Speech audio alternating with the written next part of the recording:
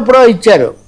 అనుకుంటూనే కేంద్ర ప్రభుత్వం దాన్ని పక్కన పోయి ఒక మాట అన్నారు వాళ్ళు, ఇప్పుడున్న మీరు తాత్కాలికంగా చేయండి, మీరు పార్లమెంట్లో బిల్లు ఆమోదిస్తే దాని ప్రకారం మీరు చేయొచ్చు అని సుప్రీంకోర్టు చెప్పింది. సో ఆదరాబాదరగా పార్లమెంట్లో బిల్లు ఆమోదించారు. ఆ బిల్లు ప్రకారం దాంట్లో ప్రధానమంత్రి, ప్రతిపక్ష నాయకుడు అంటే అతిపెద్ద ప్రతిపక్ష నాయకుడు, మూడోది ప్రధానమంత్రి నియమించే కేంద్ర మంత్రి, ఈ ముగ్గురు కలిసి నియమిస్తారని పెట్టారు. సిజేఐని తీసేశారు.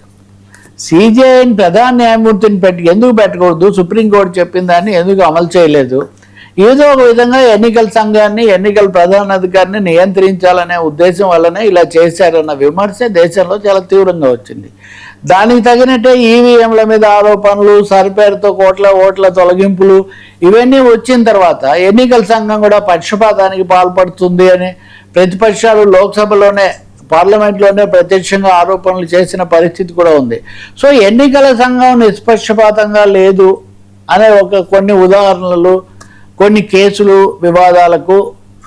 రెండో వైపును చూస్తే ఎన్నికల కమిషనర్ ఎంపికలో ప్రధాన న్యాయమూర్తి ఉండనవసరం లేదు అన్న పద్ధతిలో కేంద్రం చేసే నిర్ణయానికి సంబంధం ఉంది. దాన్ని గుప్పిట్లో పెట్టుకోవడానికి ఇలా చేశారన్న ఆరోపణతో ఈ పిటిషన్ వచ్చింది.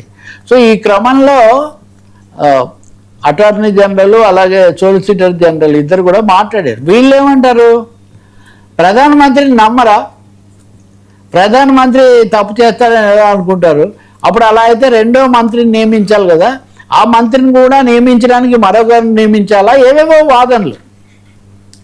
కానీ సుప్రీంకోర్టు ప్రశ్న వేసింది, ఇప్పుడు సిబిఐ డైరెక్టర్ను నియమించడానికి, అలాగే ఆర్టీఐ ప్రధాన కమిషనర్ను నియమించడానికి, సివిసిని నియమించడానికి వేసిన కమిటీల్లో ప్రధాన న్యాయమూర్తి ఉన్నారు, సిబిఐ డైరెక్టర్ అలాగే సివిసి. మరి అంతకంటే 100 రెట్లు ముఖ్యమైనది కదా ఎన్నికల సంఘము. ప్రభుత్వాలు, దేశ పరిపాలన, రాజ్యాంగం అమలు అన్ని ఎన్నికల సంఘం కీలకం కదా. మరి ఎన్నికల సంఘం విషయంలో మీరు ఎందుకు వెనక్కిపోతున్నారు, దీంట్లో ఉన్నది ఏంటని సుప్రీంకోర్టు కూడా ప్రశ్న వేసింది.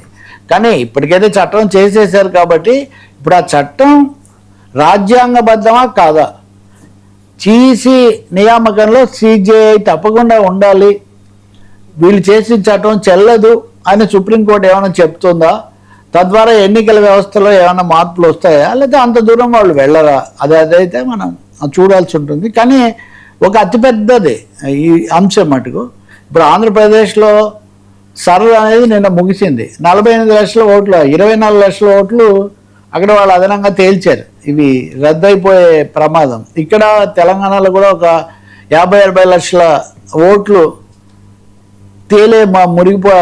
పక్కన పెట్టే ఒక ప్రమాదం కనిపిస్తుంది. ఇక్కడ 3వ తారీఖు తెలంగాణలో ఉంది, ఆంధ్రప్రదేశ్లో గడువేమో అయిపోయింది.